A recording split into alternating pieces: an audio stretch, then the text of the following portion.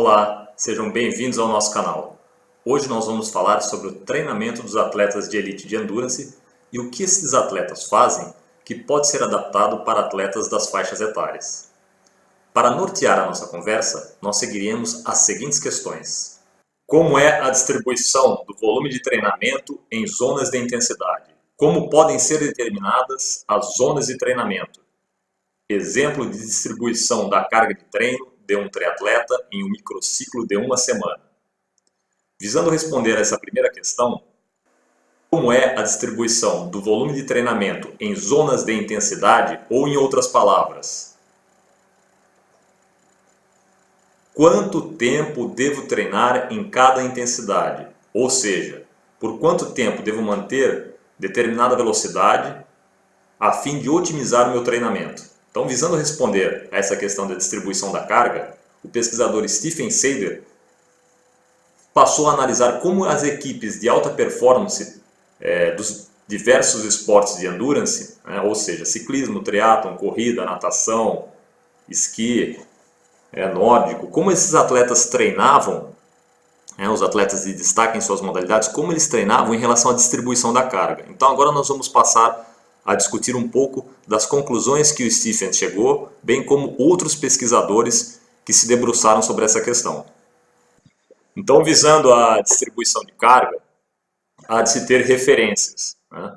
Em pesquisa se usa muito a divisão em 3 zonas, que seria a zona 1 está limitado por 50% do VO2 máximo e pelo LT1 e VT1, que é o Lactate Threshold 1 e Ventilatory Threshold 1, ou seja, está abreviado em inglês, que seria limiar de lactato 1 e limiar ventilatório 1. Tá, ok? Então, essas seriam as delimitações da zona 1. Na zona 2, nós teríamos o limiar ventilatório 1 e o limiar de lactato 1, no limite inferior e no limite superior, o limiar de lactato 2 e o limiar ventilatório 2. Tá, ok? E na zona 3, nós teríamos desde o limiar ventilatório 2, limiar de lactato 2, até o VO2 máximo, ou seja, 100% do VO2 máximo. E aí então nós teríamos 3 zonas de treino, para determinar como nós prescreveríamos o treinamento desse atleta em função da intensidade do treinamento. Para se determinar os limiares ventilatórios, nós poderíamos fazer um teste ergospirométrico, o que não é acessível para a maioria dos atletas no cotidiano. Ou então nós poderíamos fazer um teste de lactato, para determinar o limiar de lactato 1 e 2. Ok? Tendo em vista a dificuldade de acesso a esses testes, podem ser utilizados outros métodos, como por exemplo a frequência cardíaca, que não é o mais indicado, não é o ideal, mas é algo que tem uma correlação forte com esses outros 2 métodos que eu citei anteriormente, o ventilatório e o de lactato. O VT1, ou seja, limiar ventilatório 1, ele se caracteriza por aproximadamente estar em 77% da frequência cardíaca máxima. Okay? Então você pega a sua frequência cardíaca máxima e multiplica por 0,77. Tá, ok? O limiar ventilatório 2 se caracteriza por 92% da frequência cardíaca máxima. 0,92 multiplicado pela sua frequência cardíaca máxima. Suponhamos que você não tenha ferido a sua frequência cardíaca máxima. Então existem algumas fórmulas, que eu passo aqui abaixo, para estimar a sua frequência cardíaca máxima, tá, ok? Para homens, para mulheres e para homens e mulheres, que são fórmulas mais genéricas. Tá, ok? Então, a partir dessas fórmulas, você conseguiria estimar a sua frequência cardíaca máxima e determinar o limiar ventilatório 1, estimar o limiar ventilatório 1 e estimar o limiar ventilatório 2. Tá, ok? Aí, em função da sua frequência cardíaca, você sabe se você está na zona 1, 2 ou 3. Então, como eu comentei anteriormente, para a pesquisa se utiliza bastante a divisão em 3 zonas de treinamento, porque nós temos parâmetros bem definidos. Limiar ventilatório 1 e limiar ventilatório 2. Ou seja, as zonas que o Stephen Seiler usa no artigo que eu passei anteriormente. Mas os atletas, de uma maneira geral, dividem em um maior número de zonas, né? Então, por exemplo, o Joy Friel, né, ele divide em 7 zonas: 1, 2, 3, 4, 5A, 5B e 5C. E aí eu passo o percentual da frequência cardíaca máxima em cada zona. Tá ok? Então aqui, do meio, em verde, seria a distribuição em 7 zonas. 5 zonas, né, nós temos a distribuição de Cayley-Edwards, né? Então, nessas 5 zonas, nós teríamos aí o percentual da frequência cardíaca máxima em cada zona. Notem que a zona 1 do Cayley-Edwards, que está em 5 zonas, não coincide com a zona 1 do Joy Friel e também não coincide com a zona 1 do Stephen Saylor, né? Então é importante, quando da distribuição da carga, seguir um método específico, né? Um protocolo específico. Se você distribui em 5 zonas de treino, então durante aquela temporada de treinamento, durante aquele planejamento do seu macrociclo ou do seu mesociclo, siga essas zonas de treinamento, né, do começo ao fim. Tá, ok? Ou então faça as adaptações necessárias, né? E aí eu deixo aí a tabela de cada zona de treinamento. Por que isso é importante? Para você conseguir quantificar a carga de treino. Tá, ok? Isso é muito importante para a quantificação da carga de treino, porque muitas vezes o atleta ele está treinando com muito foco no volume, né? Mas ele negligencia a intensidade. E a carga de treinamento é a combinação de volume e intensidade. E por que é importante essa correta distribuição de carga? Isso evita que você entre em overtraining, né? E faz com que você otimize os resultados do treinamento, né? Que você colha os melhores frutos aí do tempo e esforço empregado no treinamento. Outra maneira de se determinar as zonas de treinamento é em função do pace. Então, pace seria quanto tempo um determinado atleta demora para cobrir uma determinada distância, né? Então, quantos minutos para fazer 1 km de corrida, por exemplo, né? Numa dada intensidade. Então, vamos supor que na coluna da extrema esquerda, né? Your time for 5 km aqui. Ok? Então, essa coluna da extrema esquerda. Vamos supor que o atleta ele realize os 5 km em 20 minutos e 50.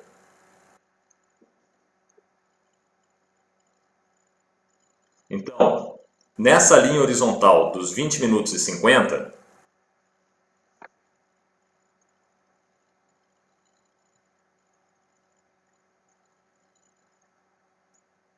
em toda esta linha horizontal, nós temos as zonas de intensidade, né? Então, se é determinado que o atleta corra na zona 1, ele tem que estar em que velocidade? Ele tem que estar com 5 minutos e 50 por quilômetro ou mais lento.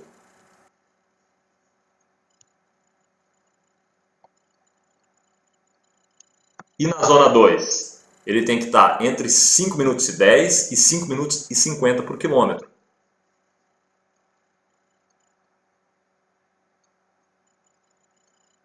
E assim sucessivamente nas demais zonas de treinamento. Tá, ok? Então essa é uma tabela utilizada aí pelo Joy Friel, né? E é algo bastante prático, né? Mas aí o atleta tem que fazer um teste máximo de 5 km ou uma prova recente que ele tenha feito de 5 km num lugar plano, né? E preferencialmente com o mínimo de curvas, né? De retomadas possível. Tá, ok? Então o tempo pode ser o tempo de 5 km ou de 10 km, né? As duas colunas da extrema esquerda. E aí você tem as zonas de treinamento, as 7 zonas de treinamento em função do tempo desse atleta. Eu particularmente prefiro trabalhar com os atletas em função do pace, porque a frequência cardíaca ela é muito variável, né, em função do nosso sistema nervoso autônomo, simpático. Então, muitas vezes a pessoa não teve uma noite boa de sono e isso altera a frequência cardíaca, ou em função da temperatura do ambiente, isso também altera a frequência cardíaca. Ok? Então existem diversos fatores aí, às vezes o atleta está um pouco mais tenso, isso também altera a frequência cardíaca. Existem diversos fatores que vão alterar a frequência cardíaca, né? Além do que ela demora um tempo, desde o início de um esforço, né, ela demora um tempo para subir.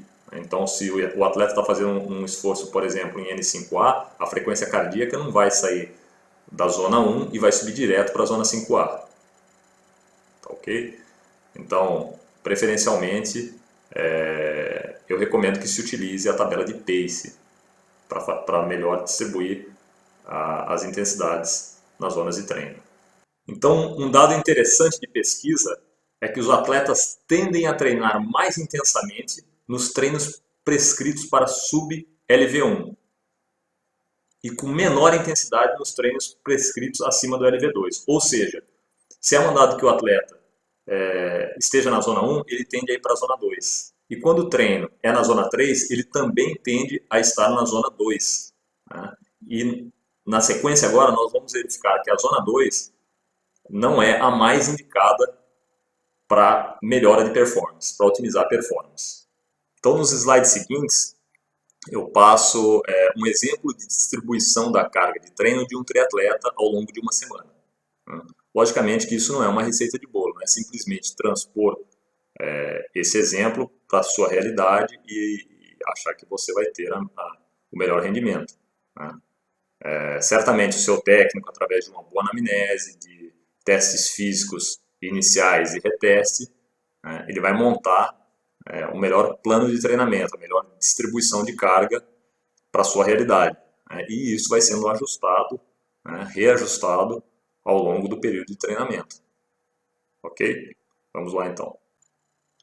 O treinamento polarizado é tido como bastante eficaz aí na melhora do desempenho, no ganho de performance.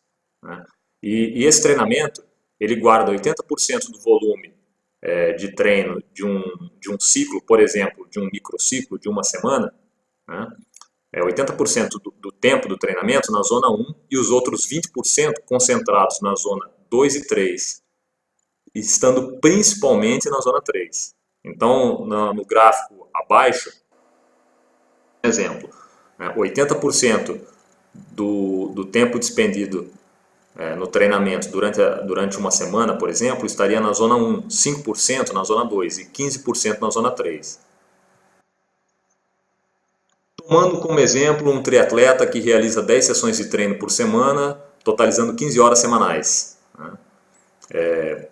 Suponhamos que 20% dessas 15 horas, ou seja, 3 horas, ele despende na natação, 55% no ciclismo, né, dando 8 horas e 15, e 30% das 15 horas na corrida, totalizando 3 horas e 45.